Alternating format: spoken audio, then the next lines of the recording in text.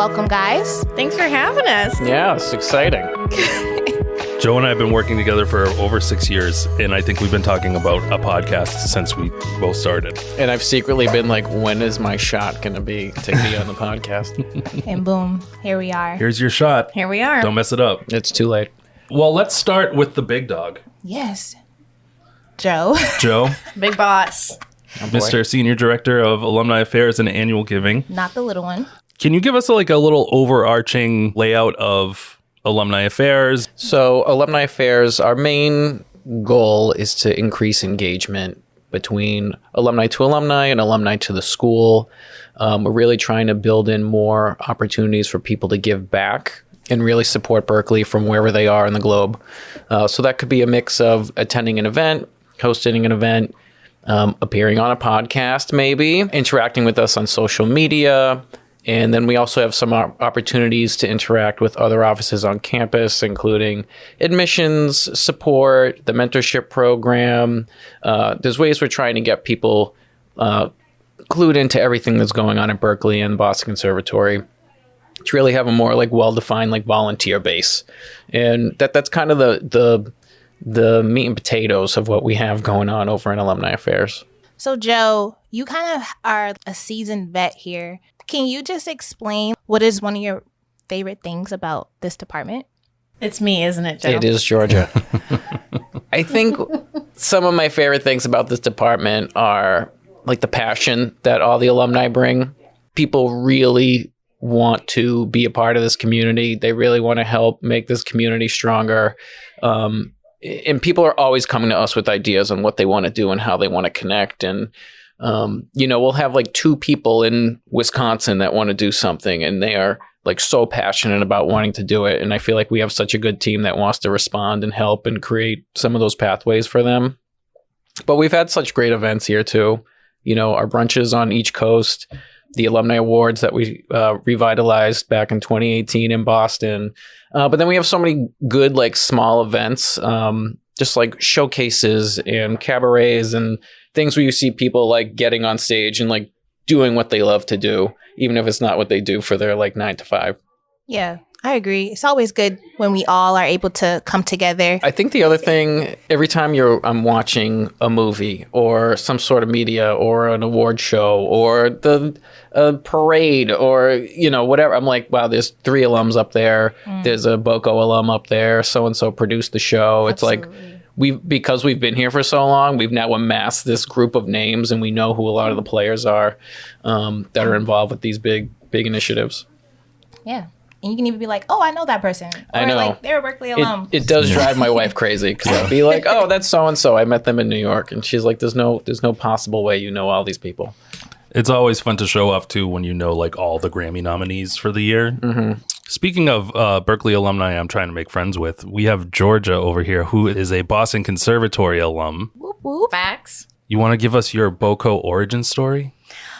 Yeah. I came to the conservatory for the summer intensive when I was 16. I ended up falling in love with Boston. I fell in love with the conservatory. It was so much fun. I actually met my college roommate, who I ended up living with all 4 years, and we're still best friends when we were 16. And I just fell in love with it. And I was like, that's it. I'm going to go there. And I did. Hard. I did everything. I mean, I was in every club. I had my finger in every pie. I just soaked it all up. Yeah, and I think that's evident with your position here on the team. As project manager, you have your hands in every pot here as well. And I feel like a lot of people. So can you explain your position as a project manager and the stuff that you do and handle? Yeah, so I'm our frontline correspondents. I handle all of our mass communications. I coordinate all of our events and basically kind of just support everybody on the team. Major support, super organized. A lot of things. If we need good workflows, I know who to come to. Thank you. When you email alumni affairs at berkeley.edu, that's me. That's Georgia. Yes. That is me. So make sure to say a friendly hello to Georgia when you email us. Emphasis on the friendly. Emphasis on the friendly. What is something that you feel like all alums should know? So rarely do they know. I mean, down to the Wix website discount. They like never know how many resources are available to them. And it's totally like the squeaky wheel gets the oil. Literally all they have to do is ask for whatever resource they need or whatever event they want to put on. And 9 times out of 10, we're right there with them, ready to get that going.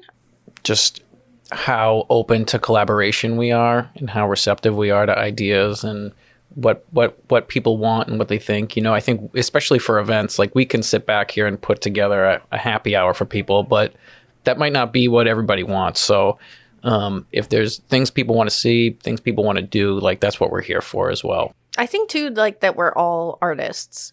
Like Absolutely. everyone on the team is somehow involved in the arts, whether appreciation or an active performer. That's what I always say when we're over at the conservatory, is to make sure that students understand, like Joe and I aren't just people in suits who sit behind keyboards.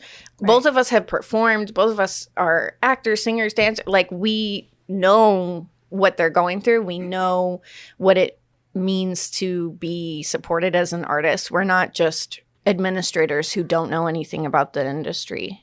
Yeah, and actually, we were having a riveting conversation about acting makeup right before I hit record here. Right, but like we know it's not foreign. One of the things why we wanted to interview the two of you together as well was because you both have deep connections with the conservatory. Mm-hmm. And Joe, before you have your position now, you were the conservatory person for the office.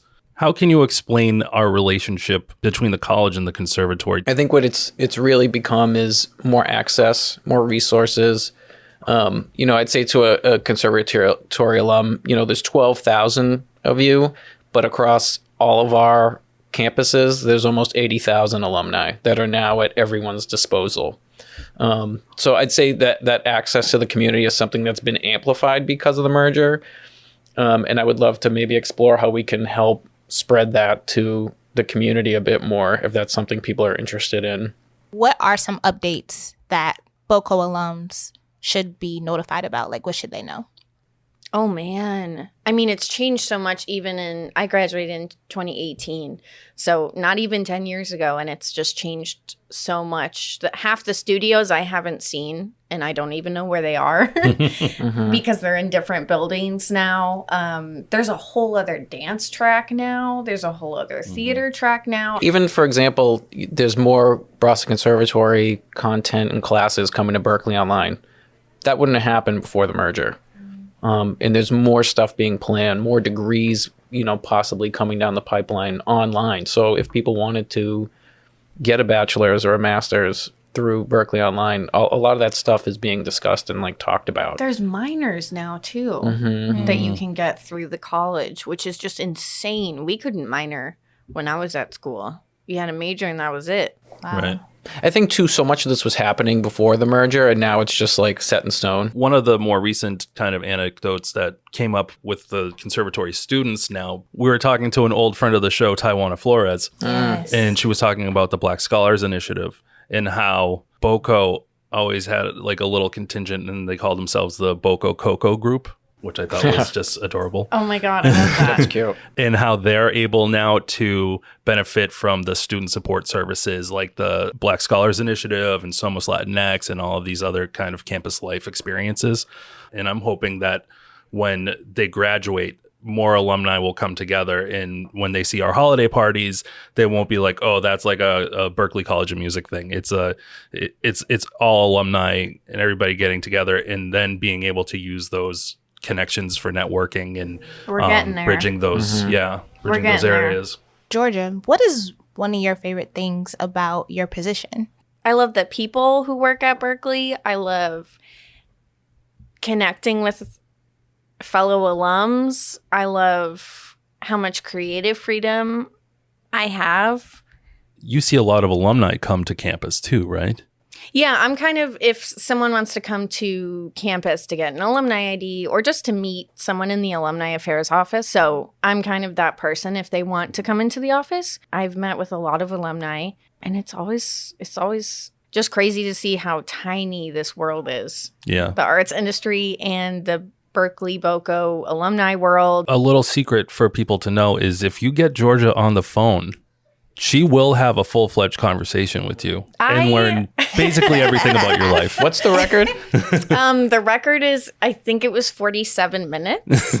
And On the phone? Yeah, this really incredible alumnus who's just lived like a crazy life and a crazy career and has played with everyone like at the Copacabana in New York back in the 70s and just like wanted to tell me about his whole career. And I just had the greatest time chatting with him and came out of my office with him on speaker just to show Joe, like, yes, I'm still on the phone with this alumnus. I am working and I'm working hard. And it was an awesome conversation. No, I just love talking to people. Can you guys tell us a little bit about yourselves outside of Berkeley? What are you into? What are your interests? Joe's an actor. I'm an actor, yeah. I do some local commercial and film and theater work. So I do that. I'm also, I have a 2-year-old.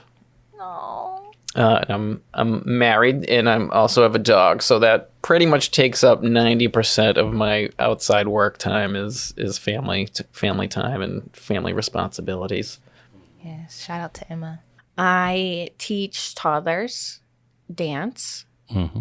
And that does take up a lot of my Sunday. Why can't I think of anything? I'm trying to Who am think of I? this. Well, too. a fun fact is that Georgia actually participated in Berkeley's Dancing with the Stars. So shout out to you. Yeah, no, I don't perform anymore because my body begged me to stop. So I don't dance anymore, but I do teach dance. I do a lot of volunteer work too. Good soul food. I'm a writer. Book number 2 is being drafted. So Yeah. what was book number 1? Yeah.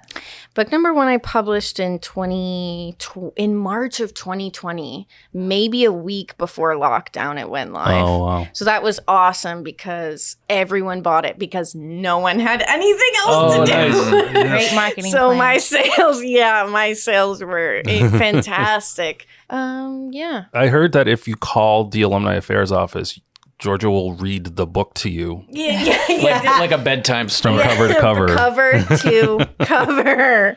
No, I will not. So this is your opportunity to speak to the alumni. What would your closing words be for the alumni of all the campuses? Mine would be keep in touch. We really can't do what we do without you. So the more we know about you and what you want to do and how you want to interact with the community, that's the only way we can like really make our team function the most effectively. So keep in touch. I think everything that I would want them to know is probably in this podcast episode, that the 9 of us on this merged team we're all humans and we're all artists and we know what's up and we're not just suits behind keyboards who don't know how to support artists. We're really here for you. All right. Well, thank you both for joining us in this amazing episode.